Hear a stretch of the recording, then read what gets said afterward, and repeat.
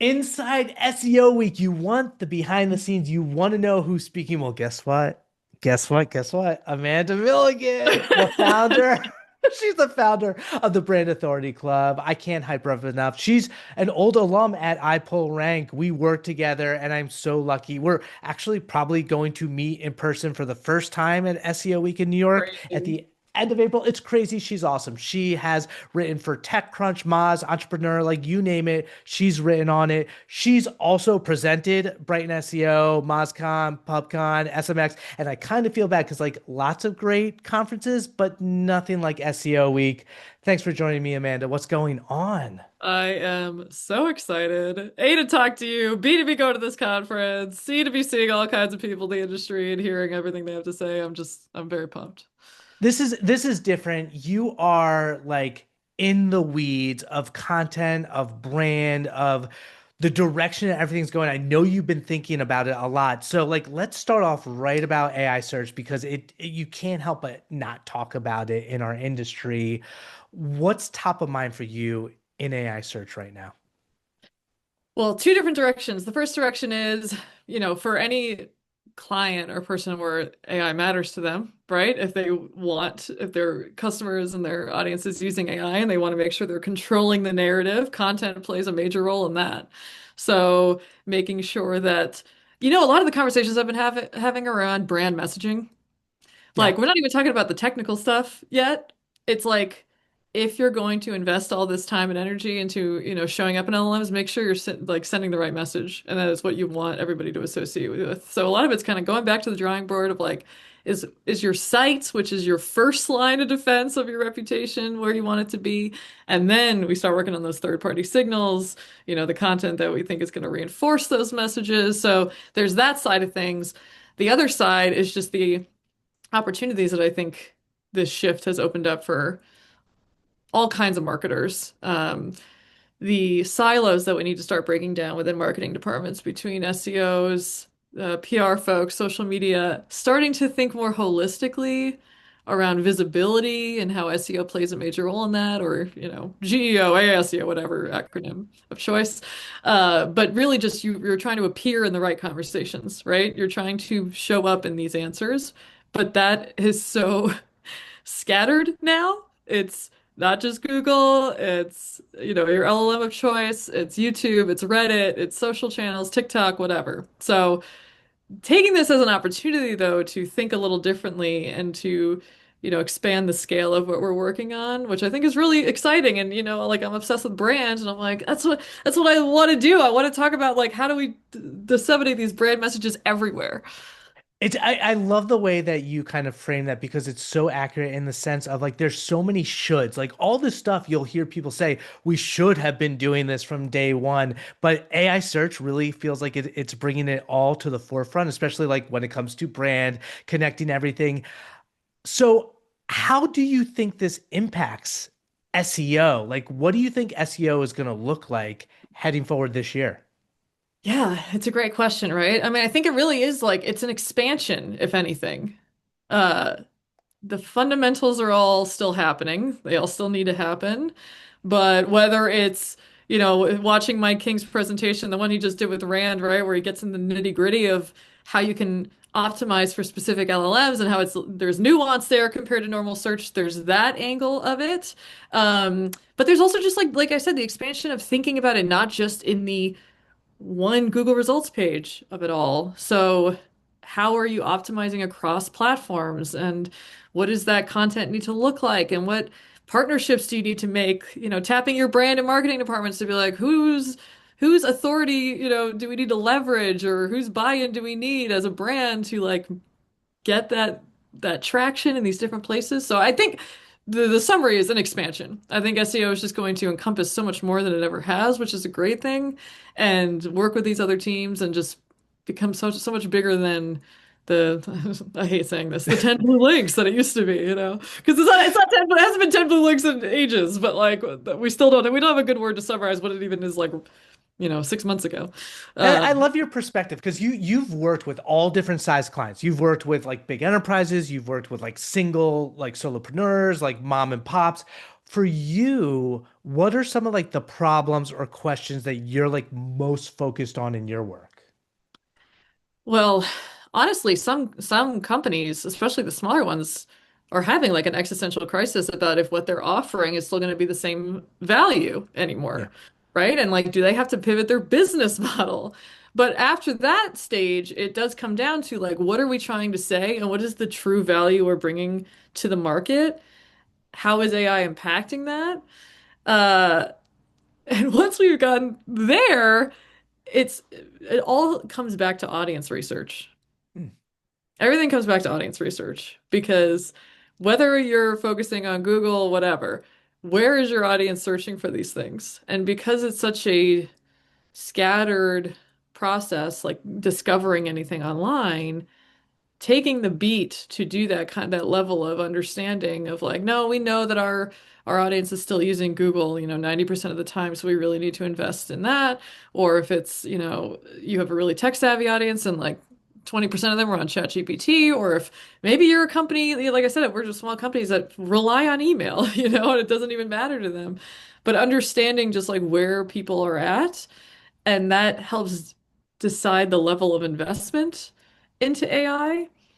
But even if you don't invest specifically in AI as a channel, a lot of these things have dual purposes, like getting brand mentions has multiple advantages, not just appearing in LLMs, right? So it's sort of like what's on my mind is like everybody wants to do it and it's important. And by it, I mean optimizing LLMs.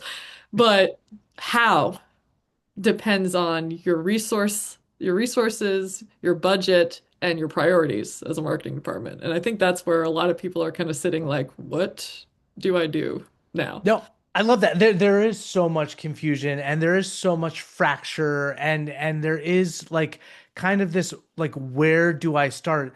Can you speak, I guess, to your like what's your core wheelhouse? And I know, but I'd love to hear you expand on, your perspectives on content and brand and how it ultimately like shows up in your thinking to address these issues.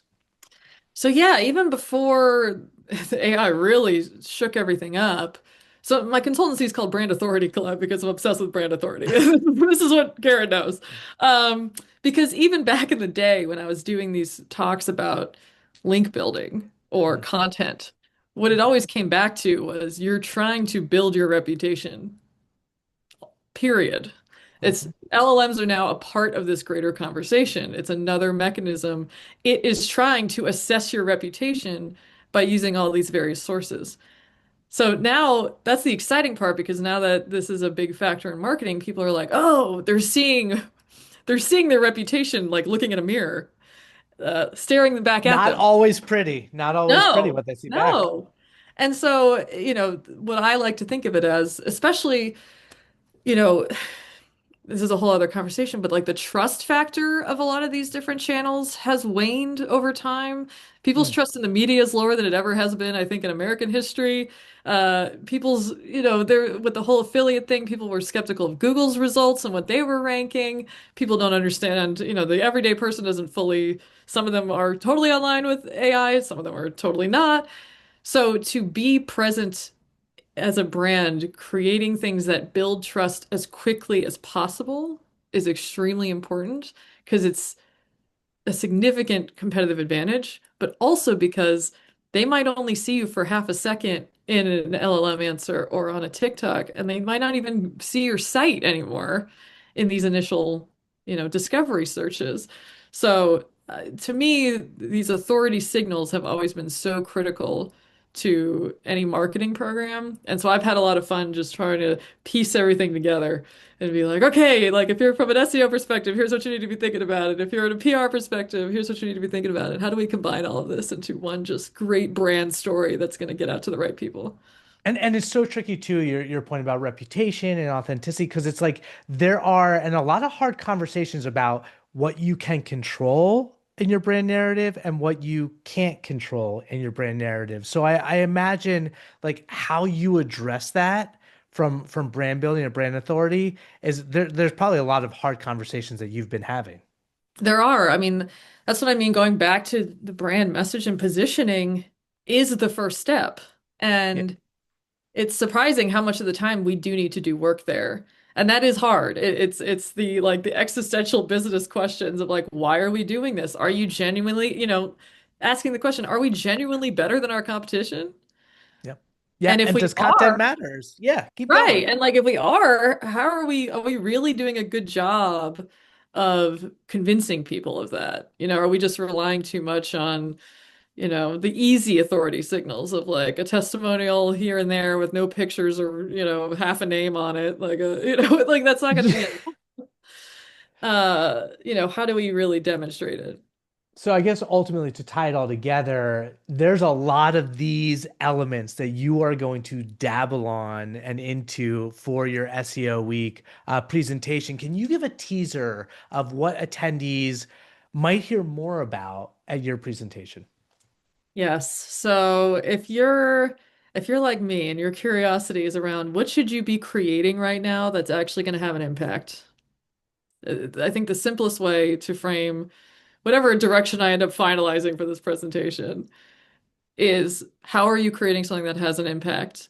And specifically for you and your business, like how can we devise the frameworks that are really going to help you in your situation? Because a lot of the times we can say these like big lofty things, and yet it's really hard to be like, okay, but what about me and my, pet insurance company that has, this many people in my marketing department, right? So trying to take these kind of like big lofty things and build a framework for this is the kind of content you need to be creating in order to build this visibility and reputation for your brand. I love that. It's so relevant, I feel like, to right now because, and one of the reasons I'm super excited for your talk is because there is you historically we want these like best practices of what you can do across any industry, any business for SEO, for content, and that's just not how it ever is. You need something bespoke. You need to use your brain and figure out who you are and what you do. And it really sounds like you've got a framework, a few different like methodologies that you're working through to ultimately point people in that right direction. I can't wait. Can you tell me why are you excited about SEO week? Like what are you excited about for the event? You know, because I've been working for myself for over a year now. And so I have the conversations with my clients, but a lot of the times I'm reading things on LinkedIn, I'm reading things in community, some Slack communities. It's different to be in person and having these conversations live and hearing these presentations and the aftermath of those like you can watch a webinar and that's great but you're not having the after talk of like let's get into like what did you think of that and how have you at your business seen this or not seen this so I think that the energy of SEO week and being in person and getting into it I'm really excited because there's a lot going on there's a lot going Yes. on in the industry and I want to hear from everybody about, what's working, not working for them and where they're at. I love it. There's so many opinions. And like if anything, I hope we're able to, and I know we'll be able to recreate the vibe from last year because that's what it was. Is like everybody you're talking to, just it was like a good feeling, like a feel good of the industry of like, oh, Mhm. these are my people that I can have those conversations and feel like energized coming out of like every time you and I talk. It's like when we talk, I come out, I'm like, I'm inspired. I want to I do know, like stuff. I have And like 15 notes written down from chatting earlier. I'm like, okay, yeah, but that's who it really. comes. That's who comes. So okay. So finally, let me kind of tie it all together. If someone wants to like talk brand authority, talk content with you before SEO week, where do they find you online? Well, chronically on LinkedIn, unfortunately. So you can add me on LinkedIn for better or worse. And I'll answer your message or brandauthority.club. I haven't done this yet, but we're going to start having monthly meetups Cool. virtually where we get into like with a max of 20 people because I want to have a virtual experience, capturing a little bit of this energy that, like I said, it's unparalleled to in person, but it's like I want it. I want it more. You gotta You try do to make it happen. great. That last one you did, I remember listening to like Lydia Infante's presentation. You got all these great people together. Yeah, keep your eyes peeled for whatever Amanda puts out there. And if you haven't already, get your ticket for SEO Week, end of April, the 27th to the 30th in New York City. It's going to be bigger, better.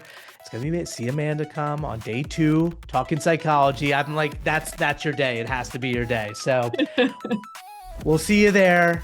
Thanks again for joining me, Amanda. This was awesome. Yeah, I'm so pumped. We'll see you guys there. Peace.